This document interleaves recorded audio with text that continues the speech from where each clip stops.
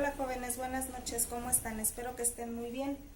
Buenas noches digo porque en este momento estoy apenas grabando y pues ya es noche. Pues bueno, estamos aquí siguiendo esta formación que se les está dando para este asunto del campamento y este rollo.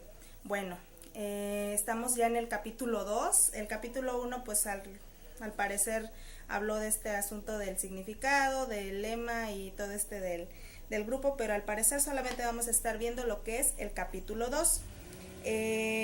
Ya el sábado pasado se les habló de los primeros dos temas, que fue la religión y la religión revelada y religión natural. De una manera, lo que es la religión revelada y la religión natural, pues de una manera muy general.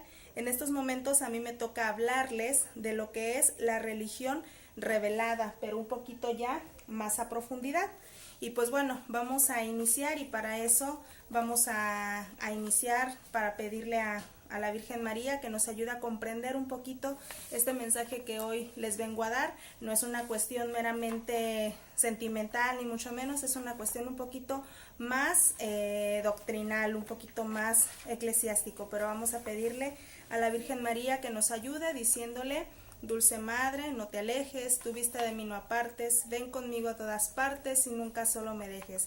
Ya que me proteges tanto como verdadera Madre, dame tu bendición y haz que me bendiga el Padre, el Hijo y el Espíritu Santo. Amén. Y bueno, vamos a iniciar con este asunto de lo que es la religión revelada. ¿Qué es la religión revelada? Por ahí en el tema del día sábado se hacía un pequeño cuestionario y pues bueno, tuve la oportunidad, la dicha de escuchar algunas respuestas de los que estuvieron presentes en ese tema, y pues hablaban de que religión revelada para ellos, para muchos, era todo aquello que había sido revelado por los profetas, todo aquello que había sido ya revelado como tal, es decir, la escritura, que pues es la revelación de Jesucristo, de la segunda persona de la Trinidad. Hoy vamos a conocer un poquito más a profundidad de qué se trata la religión revelada. Muy bien, la religión cristiana es la única revelada plenamente por Dios. Aquí hay un punto muy importante: la religión cristiana es la única revelada plenamente por Dios. Conocemos infinidad de religiones y pudieran decir: es que hay muchas iglesias. Ojo, no todas las iglesias son cristianas, no todas las iglesias siguen a Cristo o tienen a Cristo como el centro de su vida, ¿sale? Cuando hablamos, por ejemplo, de los evangélicos, cuando hablamos a lo mejor, por ejemplo, de los pentecostales, cuando hablamos de muchas otras cosas de estas, estamos hablando de cristianos, sí, son denominaciones cristianas, no son católicos, pero son finalmente cristianos que conocen a Cristo, que saben de su pasión, muerte y resurrección. Tenemos muchas similitudes con ellos. Pero, por ejemplo, vamos a poner los testigos de Jehová. Por ejemplo, los testigos de Jehová no son cristianos. ¿Por qué? Porque no tienen a Cristo como el centro. Es más, a Cristo solamente lo tienen como un profeta más, ¿sale? No es el centro de su vida. Es entrar en muchos detalles, pero bueno, es un ejemplo de que ellos no son cristianos. Y así muchas otras, por ejemplo, también los mormones tampoco son cristianos. ¿Por qué? Porque no tienen a Cristo como el centro de su vida, ¿sale? Pero nosotros que somos católicos, por supuesto que tenemos a Cristo como el centro de nuestra vida, y entonces nosotros también somos conocidos como cristianos. Más adelante vamos a conocer que fuimos los primeros conocidos como cristianos, y por eso es muy importante procurar recuperar esa identidad de cristianos. ¿Qué les sugiero? Que el día de mañana o cualquier día de estos que alguien les pregunte: ¿y tú eres cristiano? No digas: no, yo soy católico. No, di: sí, soy cristiano católico, ¿sale? Para probar que la religión cristiana es la única revelada plenamente por Dios, pues está la excelencia de su doctrina, inmensamente superior en sabiduría y santidad a todas las demás religiones. Y también por los mismos milagros que obró Cristo, mismos que confirmaron la verdad de su doctrina. Todo lo que hizo Jesucristo eran como el soporte de todo lo que enseñaba, por las profecías que se cumplieron en Cristo y las que el mismo Cristo realizó. Entonces tenemos tres aspectos importantes: la excelencia de su doctrina, que está, pues bueno, enriquecida en sabiduría y santidad, los milagros que obró Cristo y las profecías que se cumplieron en Cristo y las que él mismo realizó. Ahora bien, los milagros que realizó Jesucristo en favor de su doctrina fueron pues una infinidad. Nada más en el Evangelio de San Marcos podemos percibir, si no mal recuerdo, alrededor de 18 milagros.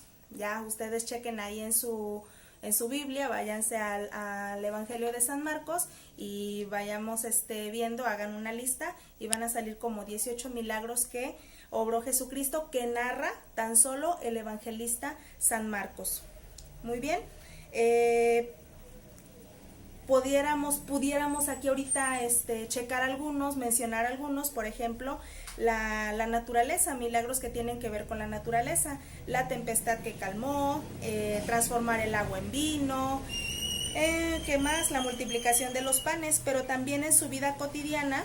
O sea, no era tanto la cuestión de la naturaleza, sino que también en la vida cotidiana él iba realizando otros milagros. Por ejemplo, pues sanar a los enfermos, devolver la vista a los ciegos, devolver la vida a los muertos, no sé, quitar enfermedades como los leprosos de la parábola de la lectura de hace 8 días.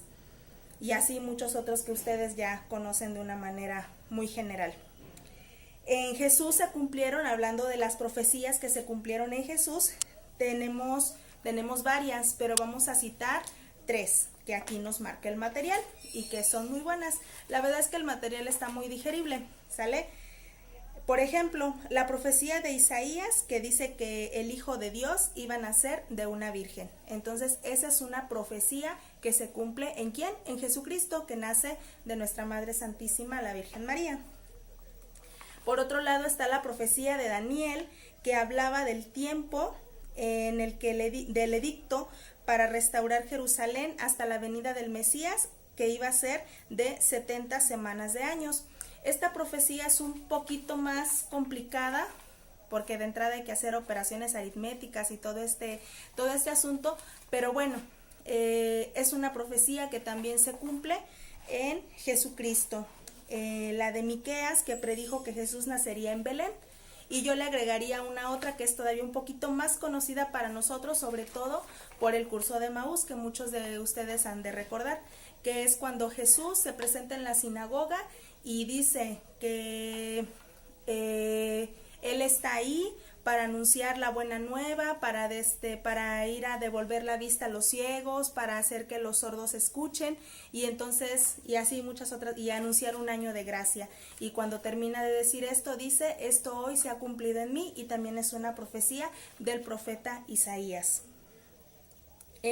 Hay muchas más profecías cumplidas en Jesucristo. Digo, en el mismo momento de la crucifixión hay profecías que se estaban cumpliendo ahí, cuando en una de las 7 palabras, cuando dice Elí, Elí, lama sabactani, en ese momento también se estaba cumpliendo una profecía, el hecho de que no le hubieran quebrado las piernas, el hecho de que le hubieran traspasado el corazón. Todas esas son profecías que se iban cumpliendo en la persona de Jesucristo. Pero también él mismo estuvo profetizando mientras estuvo aquí en la tierra. Profetizó su muerte, profetizó su resurrección y muchas otras cosas fue realizando. Los milagros que prueban que la religión revelada por Dios es la cristiana y por lo tanto la única y verdadera, y por consecuencia hay obligación de abrazarla y de profesar esa doctrina. Ustedes disculpen ese ruido, no estaba programado ese ruido, fue una moto que acaba de pasar aquí a un lado de mi casa, ¿ok? La doctrina y la reunión de todas las verdades enseñadas por Jesucristo tienen la obligación de conocer y practicar. Todos tenemos la obligación Todos los hombres que ya hemos conocido la doctrina de Jesucristo, tenemos la obligación de conocer más y de practicarla. Creer significa aceptar las verdades. Por ahí nos hablaban algo el sábado sobre los dogmas. El dogma es algo, son verdades de fe que todos los que profesamos la religión católica tenemos que creer. Es un poquito, pues vamos, necesitamos un poquito delicado entrar a hablar a profundidad de dogmas. Solamente diré eso. El dogma es una verdad de fe que aquel que practica la religión católica debe de creer y acoger como suyo, como por medio de la fe.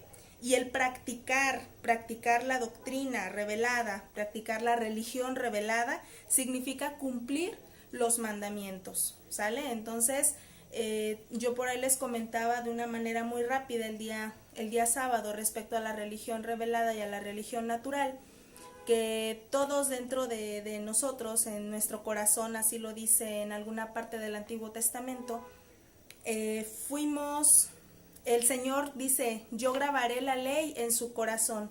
Entonces, incluso sin ser bautizados, muchas personas conocen lo que está bien y lo que está mal. No necesitan no digo que el bautismo no sea necesario, pero hay lugares en donde no ha llegado todavía esa parte de que se les evangelice, pero aún así las personas conocen el bien y conocen el mal. Y uno se pregunta cómo, ¿cómo? ¿Por qué? Porque eso no es exclusivo de la religión, es una religión natural, es algo que ya está dentro de nosotros. Pero cuando nosotros ya conocemos, entonces viene lo que es la religión revelada, es decir, que nosotros ya tenemos que cumplir con ciertos mandamientos, cumplir con ciertas normas que al estar dentro de una religión se nos ponen.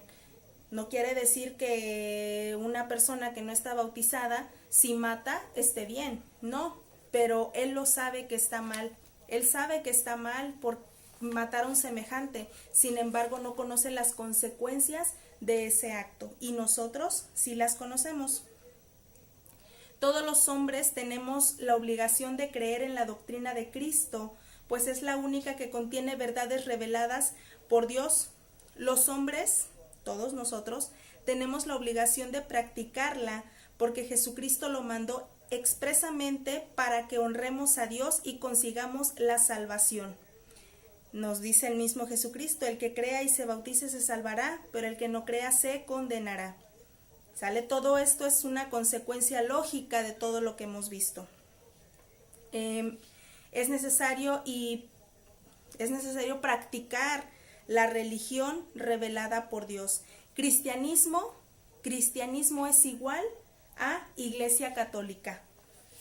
Y yo sé que a muchos de nosotros nos va a costar trabajo, sobre todo si tenemos amigos, conocidos, incluso familiares de otras religiones, nos va a costar muchísimo trabajo poder hacer esta acepción de que cristianismo es igual a Iglesia Católica. ¿Por qué? Porque te van a decir, oye, espérate, pero es que en mi iglesia pentecostal yo también creo en Cristo. Sí, y yo no digo que no, y yo no digo que no esté presente también el Espíritu Santo, por supuesto que sí. Pero ¿qué pasa? Jesucristo mandó algo en el Evangelio de Juan y dice, todo aquel que come mi carne y bebe mi sangre tiene vida eterna. Y es una cuestión de un dogma, de la Eucaristía. Si tú y yo creemos que Jesús está en la Eucaristía y creemos que al comer su cuerpo y beber su sangre a través de la comunión, de la Sagrada Comunión, estamos cumpliendo un mandato, que es lo que nos decía aquí, entonces nosotros estamos haciendo algo bien que nuestros hermanos de otras religiones lo hacen de una manera figurada por medio de sus santas cenas y así. Y no se trata de hacer aquí una cuestión polémica ni mucho menos, pero que nos quede claro, cristianismo es igual a Iglesia Católica. La iglesia fundada por Cristo históricamente es la católica, toda vez que después de Pentecostés los apóstoles predicaron el evangelio a los judíos y posteriormente a los paganos. ¿Y qué pasó? Pues todo eso se extendió por todo el mundo. Todo eso se extendió por todo el mundo. Fueron fundando ellos las iglesias y se convirtieron posteriormente en patriarcados. Es decir, los patriarcas, todavía hay lugares allá en Medio Oriente, las religiones católicas maronitas o de otros ritos, del rito antiguo, se manejan por medio de patriarcas. Si nosotros vamos al Antiguo Testamento o incluso leemos un poquito de historia, no necesariamente de cuestión religiosa, podremos darnos cuenta que anteriormente se manejaban por patriarcados, es decir, había un líder que era el patriarca y que tenía, pues vamos, a su cargo, por así decirlo, a un pueblo. En aquel tiempo, cuando empezaban todas estas cuestiones de los evangelizadores, los primeros evangelizadores, se conformaron patriarcados como Jerusalén, Antioquía, Constantinopla, y fueron precisamente los apóstoles, los 12 apóstoles que tú y yo conocemos, quienes comenzaron a establecer el orden jerárquico en la iglesia primitiva, nombrando inspectores, episcopos u obispos, ¿sale? Ellos fueron los que empezaron a nombrar a los primeros obispos. ¿Quiénes eran esos obispos o cuál era la función principal del obispo? Guardar el depósito de la fe. Por eso tú y yo creemos y por eso tú y yo sabemos y practicamos algo muy bonito y muy esencial dentro de la religión católica que se llama la tradición apostólica. Es decir, no todo está escrito, sino que hay cosas que se van pasando de boca a boca. Es decir, lo que yo experimenté, yo te lo comparto y lo que tú experimentas se lo compartes a otro. Así empezó efectivamente la Iglesia Católica. Si tú vas, por ejemplo, con un evangélico, te va a decir que si no está en la Biblia, entonces no lo cree. Entonces, ahí es donde entramos precisamente en esas controversias. Ya en un orden jerárquico menor al obispo estaban los presbíteros, que eran los que ayudaban en la evangelización, y los diáconos, que eran los que apoyaban con las obras de caridad. Ese era el orden jerárquico en aquel tiempo. El obispo tenía el depósito de la fe, posteriormente era el presbítero, por ejemplo, nuestro párroco, que es un presbítero, nuestro padre Trino, el padre Botello y el padre José, ellos son presbíteros. Ellos en aquel tiempo se hubieran encargado de ser los evangelizadores y posteriormente debajo de ellos estaban los diáconos, que eran los que se encargaban de las obras de caridad.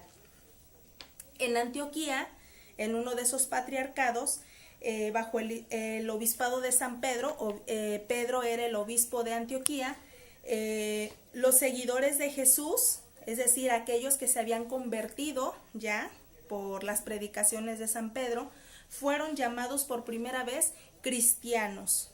En Antioquía es donde nace el término cristiano, ¿sale? Y es precisamente a los seguidores de Jesucristo que estaban bajo el patriarcado de San Pedro. Los bienaventurados apóstoles Pedro y Pablo llegaron a Roma, al corazón del mundo conocido, y ellos fundaron ahí en Roma la iglesia cristiana que comenzó a denominarse católica. Católica, hermano, no significa que sea el nombre de nuestra iglesia. No, o sea, nosotros no somos la iglesia católica de América Latina o la iglesia católica de Europa Occidental, no. Si tú te das cuenta, en algunos lugares dicen iglesia presbiteriana del condado de Luisiana, por ejemplo, ¿no? En Estados Unidos, pero su nombre, por así decirlo, su denominación es presbiteriana. Católica no es nuestro nombre, católica es una descripción. O sea, nosotros no nos llamamos católica, nosotros somos católica, ¿sale? Es como, por ejemplo, vamos a poner aquí, Cuquín, yo sé que a lo mejor vas a escuchar esto. Tú no te llamas Moreno, tú eres Moreno, ¿sale? O por ejemplo, Yara no se llama Flaquita, Yara está flaquita, Yara es flaquita. Ese es el punto. La Iglesia Católica no se llama católica, la Iglesia Católica es católica. ¿Qué significa católico? Católico significa universal. Nosotros no nos llamamos universales, nosotros somos universales. Los católicos es porque la Iglesia es universal. Y testimonio de que es universal son los escritos del célebre San Ignacio de Antioquía. San Ignacio de Antioquía, en el año 110 después de Cristo, en su carta a los esmirniotas, escribió su famosa frase que dice: donde esté el obispo, esté la muchedumbre, así como donde está Jesucristo, está la Iglesia Católica. Vamos a desmenuzar un poquito rápidamente esto. Donde está el obispo, esté la muchedumbre. Nuestro obispo Ramón. Donde esté el obispo, estamos el resto de la diócesis. Toda la diócesis está donde esté el obispo, y no se trata de que todos estemos allá metidos en la catedral, no.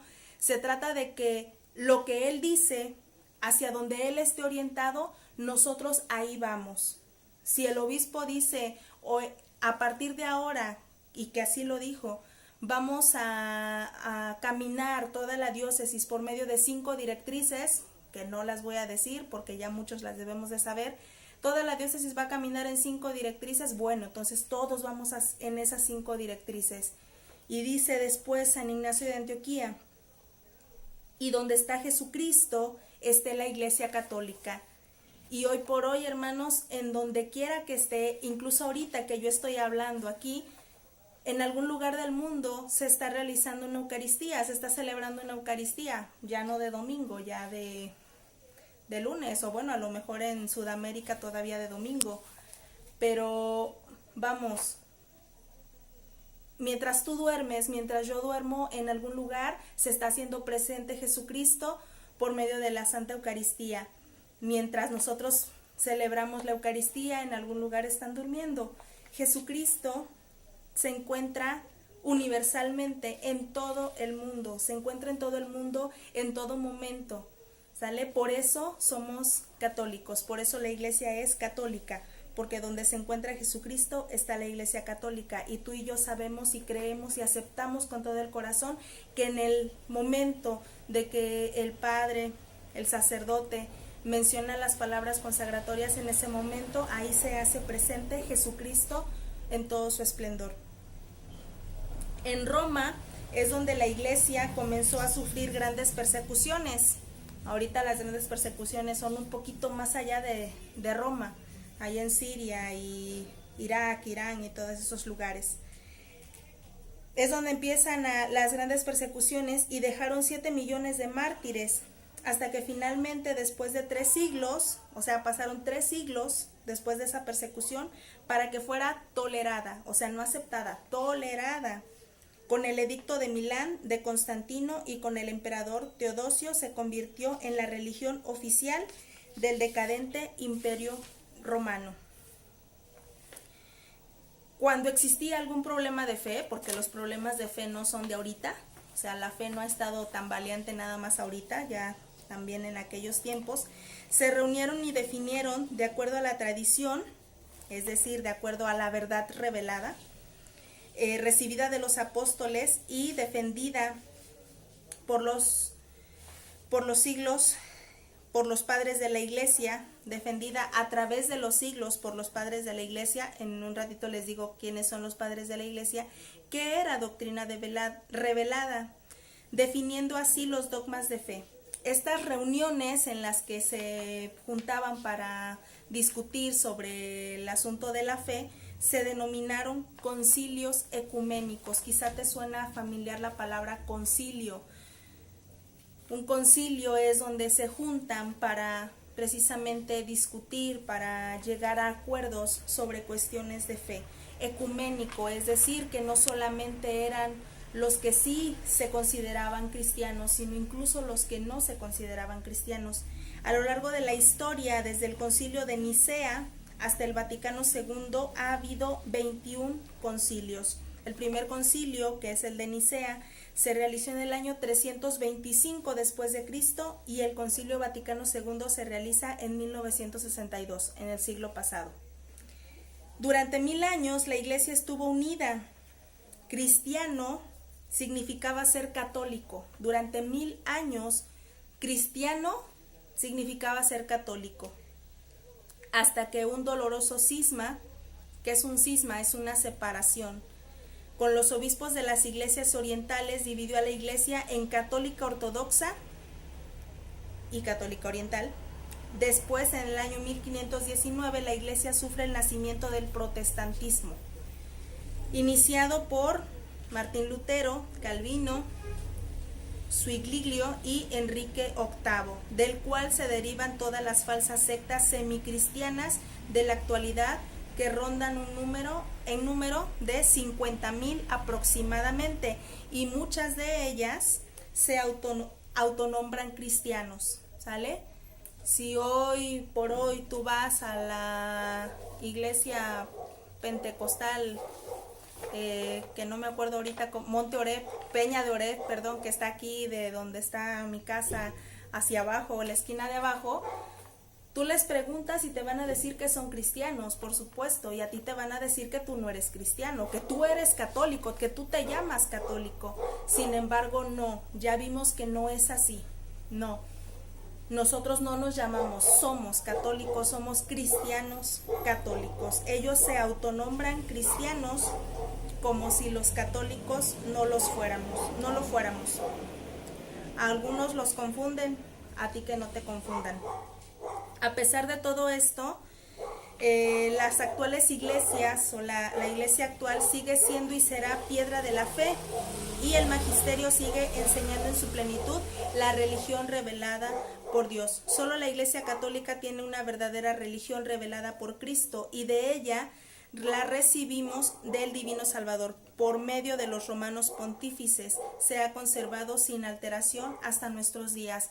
Un dato curioso y que yo te quiero compartir es que, bueno, no curioso, más bien un dato informativo, es que no todos los sumos pontífices, es decir, no todos los papas han sido buenos, no todos los papas han sido así de cariñosos y de amorosos y de con cara de ternura como San Juan Pablo II, o de carismáticos como el Papa Francisco, o de inteligentes y llenos de sabiduría como el Papa Benedicto XVI, que son los papas que yo en lo personal he conocido.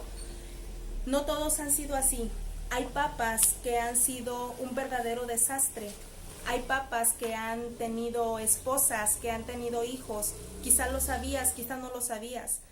Pero aquí el punto no es cómo ellos hayan sido en su persona, sino que ellos se han preocupado de que el depósito de fe que les ha sido a ellos conferido no se pierda. No se pierda. La doctrina hasta este momento de nuestras vidas, hasta este momento de la Iglesia Católica, sigue intacto. La doctrina sigue igual, las verdades siguen iguales, se han ido agregando por supuesto dogmas, pero hoy por hoy, hermano, la Iglesia Católica sigue igual, sigue hermética para muchos, cerrada para muchos más, pero finalmente es algo que está sustentado por las palabras de Jesucristo. Y por último, yo te comparto qué son, porque a lo mejor dices tú, bueno, dijiste los padres de la iglesia, pero he escuchado mucho de los padres de la iglesia. ¿Qué es un padre de la iglesia? Es el título que la iglesia le aplica a los escritores eclesiásticos que asentaron las bases doctrinales frente a las grandes herejías suscitadas después del Edicto de Milán, y cuyas cualidades son doctrina eminente, santidad de vida, antigüedad y reconocimiento de la iglesia. Y estos son, te voy a nombrar rápidamente a algunos padres de la iglesia: San Efrén, San Jerónimo, San Atanasio, San Hilario, San Basilio, San Gregorio Nacianceno, San Gregorio Niceno, San Ambrosio, San Agustín de Hipona, San Cirilo de Jerusalén, San Cirilo de Alejandría, San Juan Crisóstomo, San Pedro Crisólogo, San León Magno, y finaliza con San Gregorio el Grande. A los que continúan con las características semejantes, a excepción de antigüedad, se les comenzará a denominar doctores de la iglesia. Apenas el día de ayer celebrábamos a una gran doctora de la iglesia, que es Santa Teresa de Jesús. Bueno, termino porque se supone que esto tiene que ser breve. Espero que te haya servido de mucho, y pues bueno, Te dejo todas mis bendiciones, que estés muy bien y ojalá que este próximo campamento sea de mucha bendición para toda la pastoral juvenil. Que Dios los bendiga y gloria a Dios, hermanos.